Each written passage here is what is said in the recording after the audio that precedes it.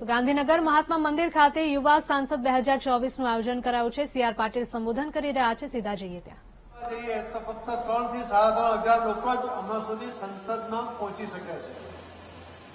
અને એ પણ આજે 140 કરોડની વસ્તી છે। આ પોપ્યુલેશનની સાથે સાથે આટલા વર્ષોમાં કદાચ 140 કરોડ લોકો વોટિંગ કર્યા પછી કદાચ આજે હયાત નથી એવા 280 થી 300 કરોડ લોકોમાં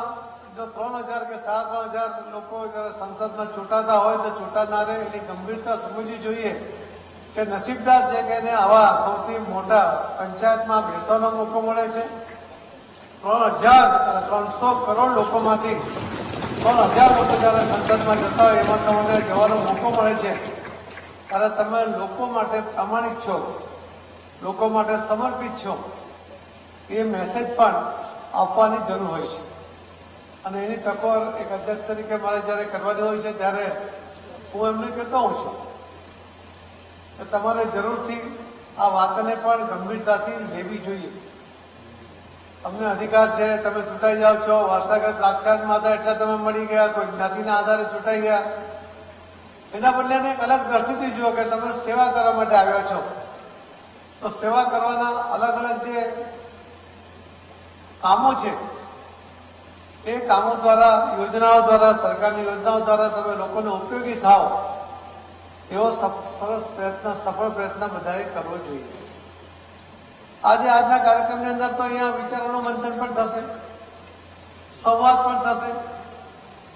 આ વિચારોને પ્રોત્સાહન મળે એના પણ પ્રયત્ન થશે। જે રીતે સંવાદ થાય છે એ સંવાદની અંદરથી જે અમૃત નીકળશે એનો અનુભવ પણ તમને બધાને થશે અને મને વિશ્વાસ છે કે તમે જે રીતે તૈયારી કરીને આવ્યા છો, તમે જે આજ દિન સુધીમાં લોકસભામાં કયા પ્રશ્નો કેવી રીતે ચર્ચાયા, કયા મહત્વના નિર્ણયો થયા, એ નિર્ણયોની આ દેશ ઉપર શું અસર થઈ, એના ભાવિ ઉપર શું અસર થઈ, એના અલગ અલગ સેક્ટરના લોકો, યુવા, મહિલા, ખેડૂત, ગરીબ, એની પર શું અસર થઈ, એનું પણ તમે બધો અભ્યાસ કરીને આવ્યા છો તો જ તમે આજે આમાં સિલેક્ટ થઈને આવ્યા છો। પણ હું પાયાની વાત છે, ઘણા બધા મુદ્દા જે ચર્ચાવાના છે એની વાત હસભાઈ કરી છે એટલે રિપીટ ન થાય એટલા માટે મારે બીજી વાત કરી છે કે તમે રાજકારણમાં આવવા માંગો છો ને તો જરૂર આવવું જોઈએ।